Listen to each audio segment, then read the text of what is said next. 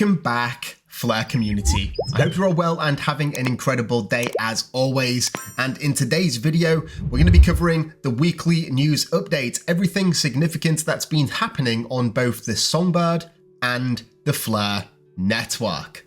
Let's jump in. So we're starting here on the Cat Analytica's dashboard here for the Flare network. They are an infrastructure provider providing various metrics on things that you might find very useful. So what we're going to do is we're going to start here and explore the platform, and we want to be looking at the reward analytics. So this is ordered by the Delegation APY for those who are interested.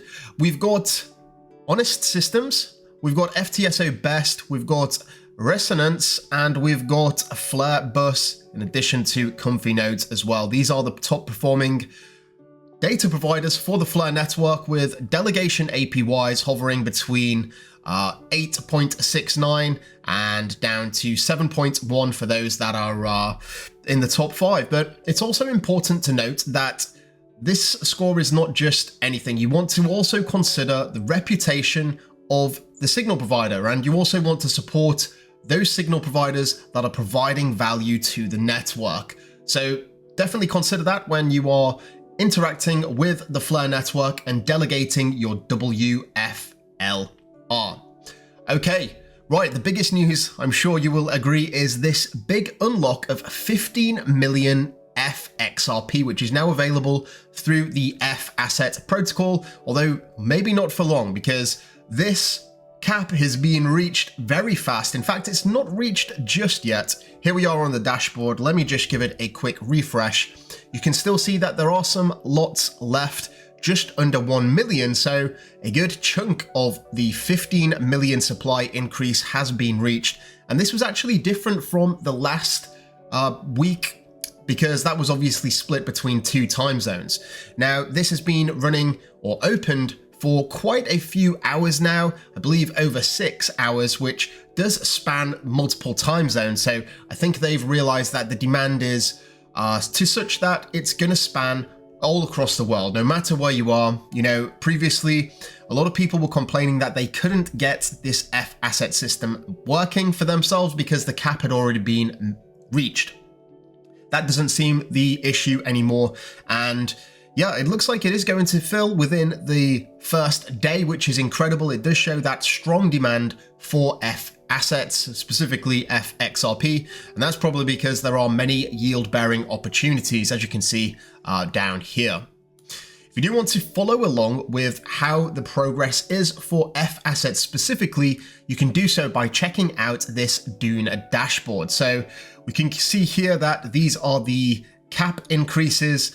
You can see they were split between 2 different weeks here, and this is the big one. This is the latest of today, and it's gone absolutely crazy. The demand still is there. You can see just by these charts that are trending up and to the right. This dashboard is extremely information dense and definitely worth looking at if you do want to get a closer eye on the FAsset protocol and how it's actually performing. They've got the core vault, TVL, XRP holdings in the core vault. They've got the proof of reserves, all of that good stuff, the agents that are actually minting, and of course, all of these great metrics, TVL, everything that you would like to know. And I'll be keeping my eye on this in the coming weeks, and we can look forward to seeing the trends continue with a positive correlation. So this is extremely huge news too. We've got this from Xaman. With the latest integration, you can now use the Xaman wallet to mint FXRP through the FAsset application.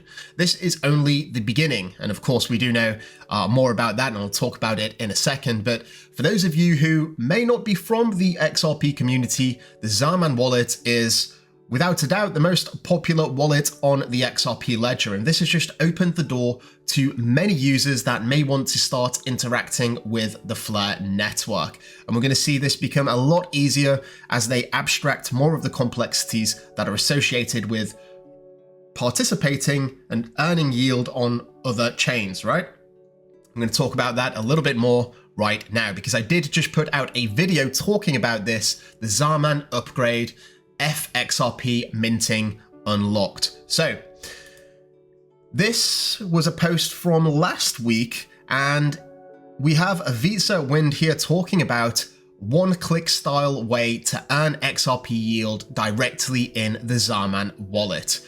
What does this mean? It means that Visa, who is an absolute superstar in the XRPL community, he is the developer of the Xaman wallet, and he basically wants to create a workflow where the holders of XRP that use his wallet can simply press one button, for example, stake your XRP, and then on the back end, the Xaman app will go through the process of minting an FAsset and depositing it into a yield-bearing protocol such as Firelight. It could potentially be the loans protocol coming from Enosys. We don't know all of the details, but Visa is making this extremely simple for many XRP holders who have downloaded this app. It's going to be a portal to bring a lot of value onto the Flare network, and this is extremely exciting. Of course, the first phase is just being able to mint through the Xaman wallet, but more are coming and the best is yet to come, let me tell you that.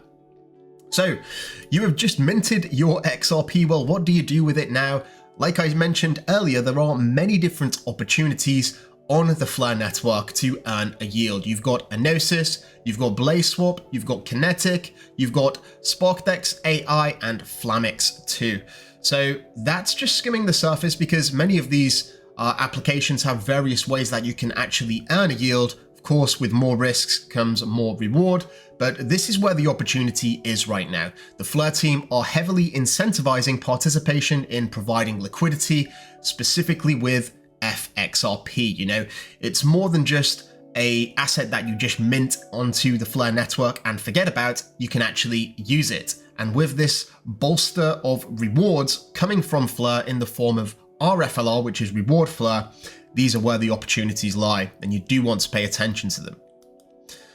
Yes, this is the Telegram wallet. Our Flare Network's integration in crypto wallet continues. We've just launched 2 new earn campaigns for Flare and USDT holders.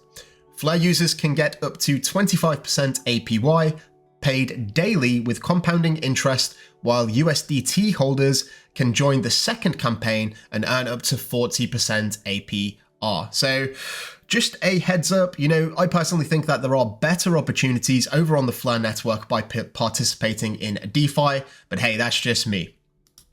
Just got this news, which was within the last 10 minutes, actually. I was very lucky to get this, and this is from Jeremy at It's Flow.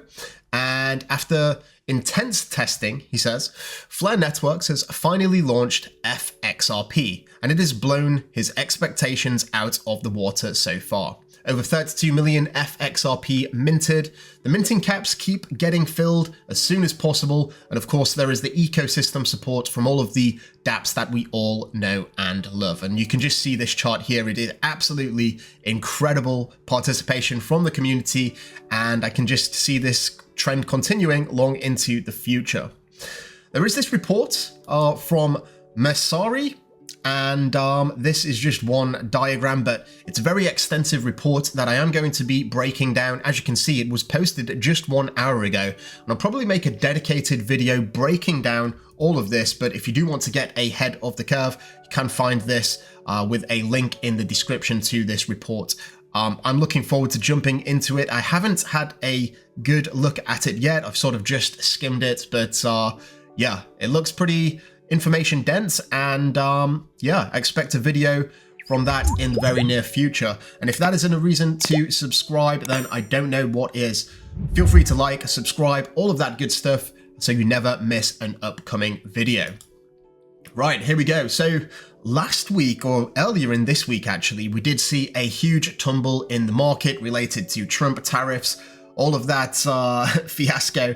And one thing that I would say is that these centralized exchanges, commonly known as a CEX, CEX, centralized exchange, they had some problems, right? Due to huge volatility and huge demand, their infrastructure was not able to cope with the amount of trades and the amount of traffics during these peak times. So I would argue that if you want to be involved with decentralization and you believe in decentralization, then you should be using a decentralized exchange over a centralized exchange, because you want to be the change that you want to see. And I find it quite ironic that, you know, crypto, digital assets, it's all about decentralization, right? This is what gives us the power.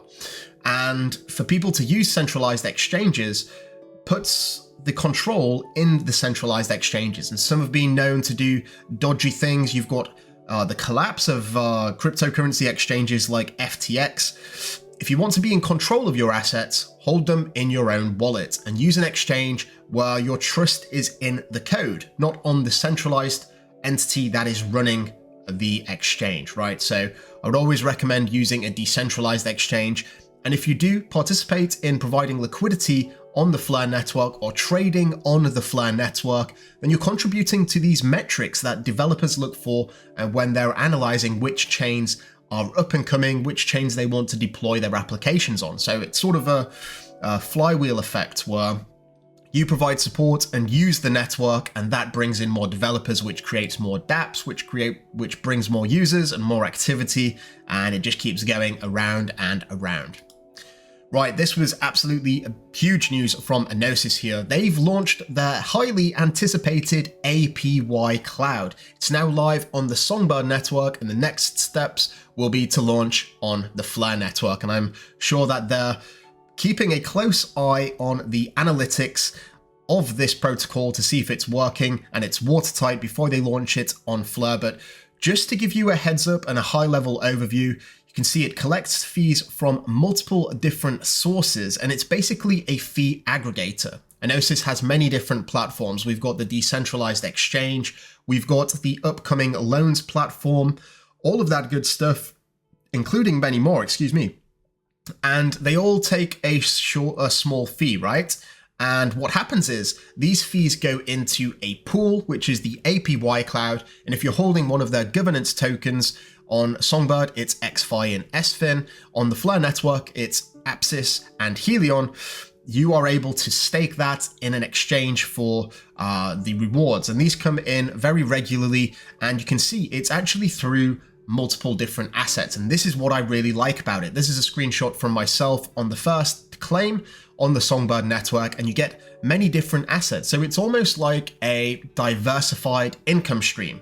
Obviously, it is still in one sector, cryptocurrency sector, but you get a range of different assets. You get Ethereum, you get stable coins, you get XRP, and obviously the native assets and their governance tokens as well. So I'm really looking forward to this launching on the Flare network, and if Enosys can really pull this off and become a leader in the space in terms of volume, I'm sure these governance tokens will become very desirable in the future.